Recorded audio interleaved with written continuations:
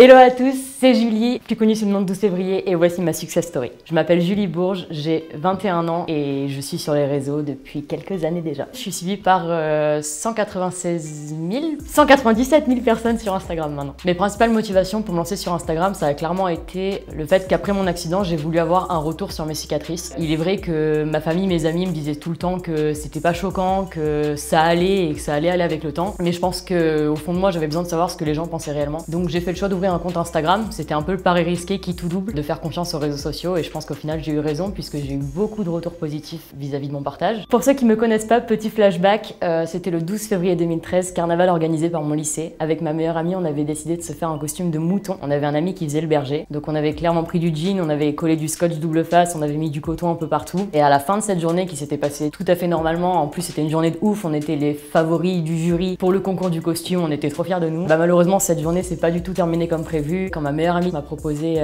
qu'on fume une dernière cigarette ensemble, mon costume s'est enflammé. Ce qui s'est passé avec ce compte Instagram, c'est que, comme je l'ai déjà dit, à la base, je l'ai vraiment ouvert pour moi et pour avoir un avis sur ce que les gens pensaient de mes cicatrices. Ce qui s'est passé par la suite, c'est que la tendance s'est complètement inversée. À force de partager des photos, j'ai reçu des messages de personnes qui me disaient que je les aidais à avancer, que je les aidais à relever la tête. Ça pouvait être pour beaucoup de choses, ça pouvait être pour des ruptures, pour des accidents, pour des maladies. Je me suis rendu compte aussi que j'étais loin d'être la seule brûlée, qu'il y en avait beaucoup. Qu'il y en avait beaucoup qui se cachaient aussi. Au final, ça a permis de créer, on va dire, une grosse communauté d'entraide. Ça m'est complètement tombé dessus. J'ai jamais cherché à percer ou quoi que ce soit sur Instagram. Je l'ai vraiment fait pour m'aider. C'était vraiment un appel à l'aide. Je pense que du coup, les personnes qui m'ont suivi l'ont vraiment ressenti et que c'est pour ça que ça a marché. Mon compte Instagram a clairement explosé suite à certains partages, notamment le youtubeur Thibaut InShape qui m'avait partagé dans une de ses vidéos. Beaucoup d'émissions télé. C'est peut-être pas que pour moi que je le fais, c'est surtout pour les autres et j'ai vraiment un vrai message à faire passer en fait à travers tout ça. Alors Thibaut, c'est clairement quelqu'un qui a, je peux le dire clairement, qui a littéralement changé le cours de ma vie. Il m'a simplement contacté un jour sur Facebook et il m'a dit « Hey, c'est Thibaut, est-ce que ça te dirait de passer dans une de mes vidéos ?» Et je l'ai pas cru du tout.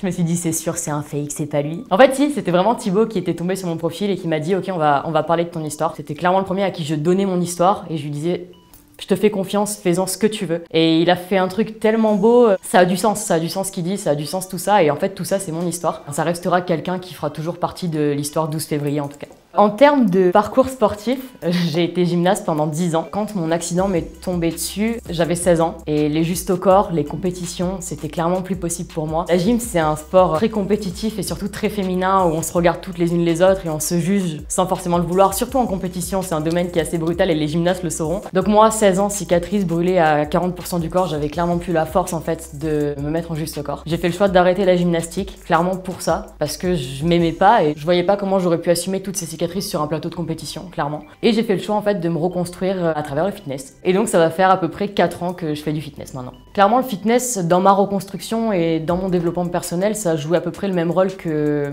la gymnastique a toujours joué dans ma vie. C'est-à-dire que ça a développé ce dépassement de soi, en fait, le fait de vouloir toujours aller plus loin dans ses objectifs, de se surpasser, de se dépasser et de savoir jusqu'où on peut aller en fait, tout simplement. Avant mon accident, déjà j'étais clairement pas la jeune femme que je suis aujourd'hui. J'avais envie de me diriger vers une école de commerce comme mon papa. J'avais envie de suivre le même trajet que lui. Sans trop me poser de questions, ça me plaisait bien, je voulais faire du management, je voulais sortir d'une grande école. Au final, pas du tout. Pas du tout. Quand je suis sortie de l'hôpital et que je suis rentrée chez moi, je suis retournée au lycée, je me suis clairement rendu compte qu'en fait le sport jouait un rôle primordial dans ma vie et je m'étais dirigée du coup vers une fac de sport pour devenir prof de sport à la base. J'ai décidé de me lancer sur Thriller il y a à peu près 6-7 mois je pense. Je suis une amoureuse de la vie, une bonne vivante et surtout une amoureuse de la danse. Donc du coup j'avais posté une vidéo sur Thriller où je danse. Et elle a fait 1 million de vues quand même cette vidéo. L'application en fait elle est hyper simple, on se filme, il y a plusieurs passages et Thriller s'occupe de faire un gros mix de tout ça et bam, la vidéo elle sort et il y a plusieurs propositions et on choisit. Le petit plus de Thriller par rapport à d'autres applications, c'est clairement l'autonomie et la facilité que ça a. C'est fait en 2-2, il n'y a pas besoin de faire de montage, pas besoin de se casser la tête, on choisit juste la musique et c'est fait. Au niveau des critiques négatives, je dois admettre que je fais partie, je pense, d'une infime minorité sur les réseaux où je reçois très peu de critiques. J'ai beaucoup de chance, mais je pense que c'est parce que les gens ont compris clairement le message de bienveillance et de soutien que je cherchais à faire passer. Il m'arrive d'en avoir, mais comme je dis tout le temps, il y a toujours dans les critiques une part de jalousie et dans la jalousie une part d'admiration. Le regard des autres, ça a été quelque chose qui a été très compliqué pour moi, notamment parce que avant mon accident, j'étais la jeune fille de 16 ans qui plaisait, qui aimait plaire et qui avait confiance en elle. Quand cet accident m'est tombé dessus, je me suis retrouvée chauve, maigre et brûlée. J'ai mis beaucoup de temps à surpasser le regard des gens Et je pense qu'encore aujourd'hui, ça serait vous mentir si je vous dirais que je passe totalement au-dessus. Et malgré les réseaux, malgré le message que j'ai envie de faire passer, oui, forcément, il y a des moments où je craque, il y a des moments où c'est difficile et il y a forcément des moments où j'aimerais moi aussi juste le temps d'un instant que mes cicatrices soient pas là dans un moment précis.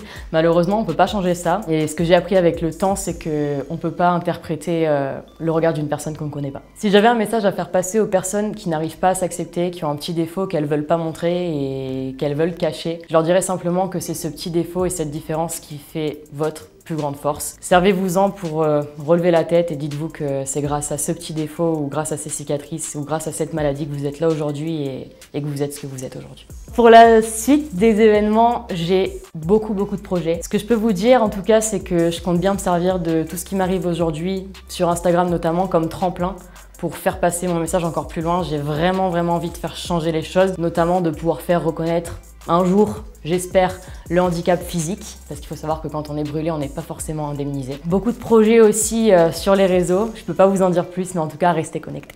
Je suis une grande rêveuse et je suis surtout une grande entrepreneuse. Un de mes plus grands rêves, ça serait vraiment de pouvoir continuer à faire passer mon message, celui que la différence c'est une force et que quand on veut relever la tête, on le peut toujours. Voilà, donc c'est la fin de cette interview Success Story. Merci de m'avoir écouté jusqu'à la fin. Donc vous pouvez me retrouver sur tous mes réseaux, 12 février, tout en lettres et merci, à bientôt.